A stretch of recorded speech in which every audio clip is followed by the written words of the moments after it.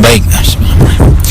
Jadi begini teman-teman sekalian, berkaitan dengan virus ini ya. Jadi memang sekarang ada beberapa laporan lah ya, bahwa ada orang yang datang dengan keluhan pencernaan, keluhan mah seperti itu, nyeri, dispepsia seperti itu. Kemudian di swab negatif, kemudian 3 hari kurang lebih setelah masuk itu tiba-tiba sudah penuh dengan rongki parunya, dan hari keempat tuh sudah wasawam. Nah, ini yang saya mau ceritakan, dan karena teman-teman di sini banyak yang berada di garis-garis depan ya, jadi mungkin saya akan kasih beberapa tips-tipsnya supaya teman-teman tetap waspada dan terjaga kesehatannya. Karena memang karakter virus ini sekarang sudah lebih baru dan lebih canggih lagi, dan sampai kapan kita nggak tahu, dan akan terus seperti itu.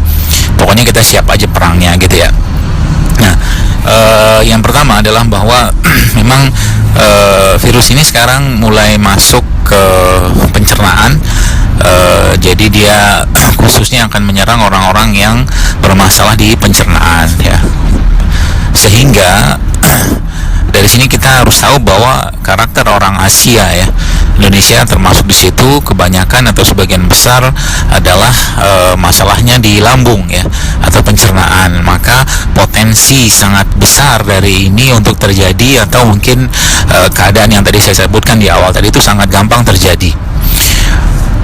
Sehingga ada beberapa hal yang mungkin teman-teman bisa lakukan sebagai langkah penguatan ya, penguatan lambung ya dalam hal ini, dan penguatan tubuh secara umum pada dasarnya nanti. Yang pertama adalah jaga lambung ya. Jaga lambung ini berupa teman-teman, pertama hindari semua makanan-makanan terutama fast food ya. Udah pisah dulu sama fast food ya. Jangan ada fast food sama sekali lah masuk, karena itu sangat berat buat lambung. Itu pertama. Yang kedua, sebenarnya ada obat yang sangat baik untuk menjaga asam lambung ini, karena memang sebagian besar orang Indonesia masalah di lambung, dan itu sebenarnya bukan kelebihan asam klorida ya, tapi justru malah kekurangan hipoklorida sebenarnya. Nah, di sini kita bisa ngambil salah satu cara atau mungkin metode untuk memperbaikinya, yaitu dengan cara mengkonsumsi air tajin. Air tajin ini salah satu air yang sangat baik untuk memperbaiki asam lambung. Tapi kalau teman-teman agak repot, ada satu produk nanti mungkin saya share, tapi nggak sekarang, yang sudah jadian ya, itu isinya air tajin. Nah, air tajin ini bisa teman-teman buat ya dengan cara mengambil beras seperti biasa, kemudian tentunya beras yang bebas pestisida ya, beras organik ya. Itu diminum airnya 2 kali lah, atau sekali sampai 2 kali sehari. Kalau seandainya nggak mendapatkan air tajin atau beras, teman-teman bisa mengkonsumsi air tajinnya ubi ya, atau mungkin air tajin ubi singkong ya, ubi kayu kalau di tempat saya. Nah, itu bisa teman-teman minum juga airnya. Dan ingat, kenapa air tajin atau ubi ini bisa dipakai? Karena kita butuh amilumnya ya. Kita butuh amilumnya untuk menenangkan lah ya, menyeimbangkan lambung supaya tidak bermasalah. Jadi teman-teman yang di sini ada masalah lambung, hati-hati banget, karena sekarang kecenderungan dari virus ini memang mengarah ke sana gitu. Jadi hati-hati banget kalau ada masalah lambung, nyeri segala macam, segera obati. Dan yang paling utama lagi adalah jangan biarkan lambung kosong ya, khususnya yang bermasalah, karena itu satu cara yang sangat mudah untuk makhluk ini masuk gitu.